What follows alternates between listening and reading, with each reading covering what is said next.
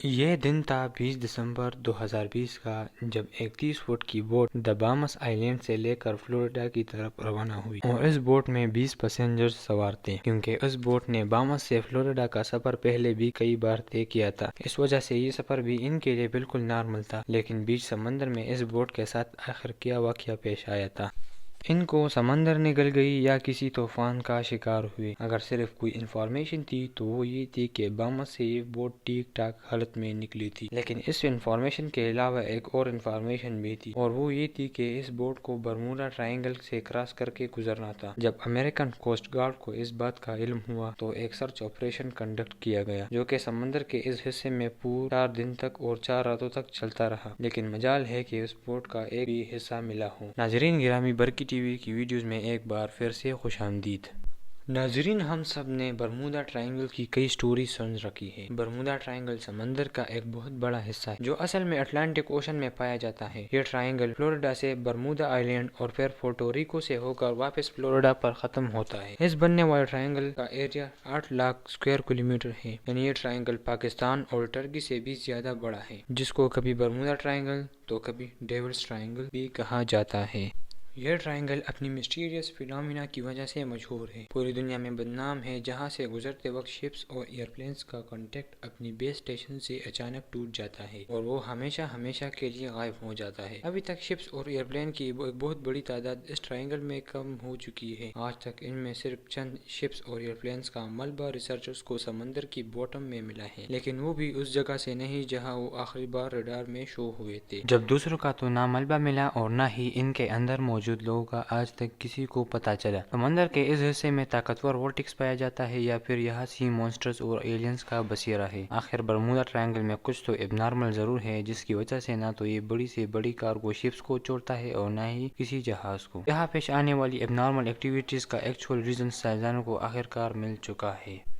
یہ معاملہ شروع ہوا تھا 1945 میں، جب یو ایس نیوی کے 5 ٹورپیڈو بومبر ایئر کرافٹ اپنی مشن پر نکلے تھے۔ ان 5 ایئر کرافٹ میں بیٹھے 14 لوگوں کے لیے یہ بالکل روٹین پریکٹس تھی، لیکن برمودا ٹرائنگل کے ایریا میں آتے ہی یو ایس نیوی کے ریڈار سے 5 بومبر طیارے غائب ہو گئے، وہ بھی ایک ساتھ، کیونکہ اس وقت ورلڈ وار 2 کو ختم ہوئے صرف چند مہینے ہی گزرے تھے۔ اسی وجہ سے یو ایس نیوی کا شک تھا کہ شاید کسی دشمن نے ان جہازوں کو گرا دیا ہے۔ ان کی تلاش میں ایک اور نیوی ایئر کرافٹ بھیجا گیا، لیکن وہ بھی برمودا ٹرائنگل کے ایریا میں آتے ہی ریڈار سے غائب ہو گیا، اور اس طرح نہ ہی کبھی ان 5 بومبر ایئر کرافٹ کا اور نہ ہی اس ریسکیو جہاز کا پتہ چل سکا۔ یہی وہ واقعہ تھا جس کے بعد دنیا بھر میں برمودا ٹرائنگل کو خوف کی نگاہوں سے دیکھا جانے لگا۔ لیکن واقعہ تقریباً 10 سال پہلے کچھ ایسا ہی سین ایک اور جہاز کے ساتھ ہوا تھا، لیکن خوش قسمتی سے وہ اپنی جان بچانے میں کامیاب ہو گئے تھے۔ 19 سالہ ٹوین ڈیوڈ اور جارج امریکن نیوی میں آفیسرز تھے۔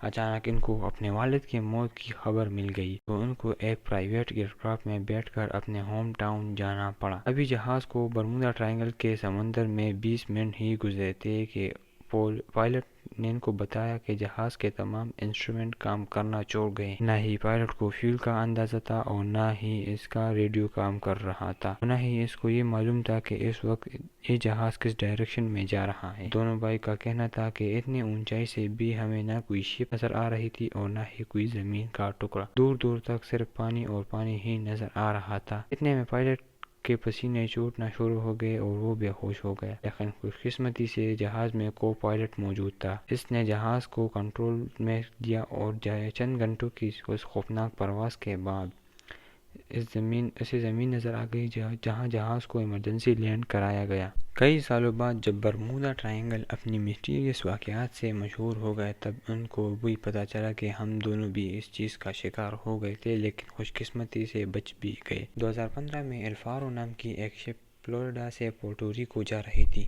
جو 1 اکتوبر 2015 والے دن ریڈار سے غائب ہو گئی۔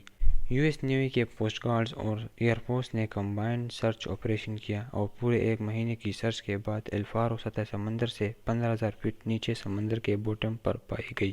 شپ کے کیپٹن سے جب آخری بار کانٹیکٹ ہوا تھا، تب ایسا لگ رہا تھا کہ شپ میں پانی آ چکا ہے اور وہ الفارو سے ہونے والا آخری کانٹیکٹ تھا۔ 22 फरवरी 2017 میں ترکش ایئر لائنز کا ایک جہاز فلائٹ TK-183 کیوبا کے شہر ہوانا میں لینڈ کرنا تھا، اسی وجہ سے اس کو برمودا ٹرائنگل کے اوپر سے گزرنا پڑا، لیکن اچانک پائلٹ نے کنٹرول ٹاور کو رپورٹ کیا کہ جہاز بالکل اب نارمل بیہیو کر رہا ہے، جس کی وجہ سے پائلٹ نے فوراً جہاز کا رخ بدل دیا اور ہوانا کے بجائے بلس ایئرپورٹ جہاز کو بٹھا کر 440 پیسنجرز کی جان بچائی۔ اس طرح کئی اور انسیڈنٹس برمودا ٹرائنگل کے حدود میں پیش آ چکے ہیں جو کہ ویکیپیڈیا پر لسٹ میں درج ہے، اور کئی انسیڈنٹ تو ایسے تھے جو آج تک کبھی رپورٹ نہیں ہوئے۔ 1967 میں کرسمس والے دن ایک امریکن بزنس مین جس کا نام براک تھا اپنی لگژری یاٹ میں میامی بیچ کے سیر کو نکلا۔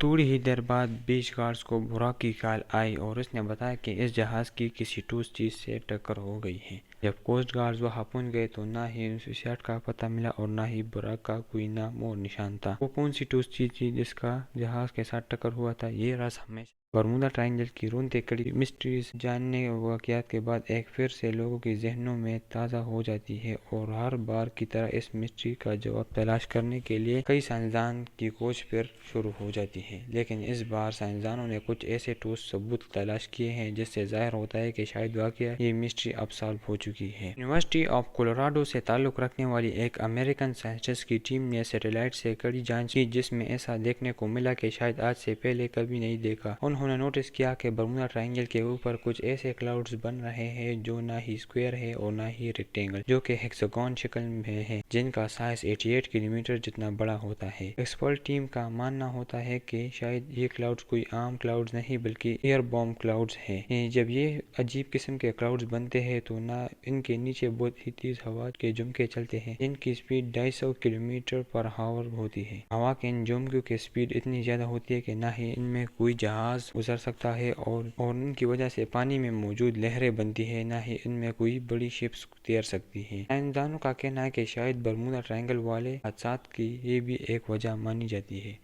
امید ہے برقی ٹی وی کا یہ ایپیسوڈ بھی آپ کو پسند آیا ہوگا۔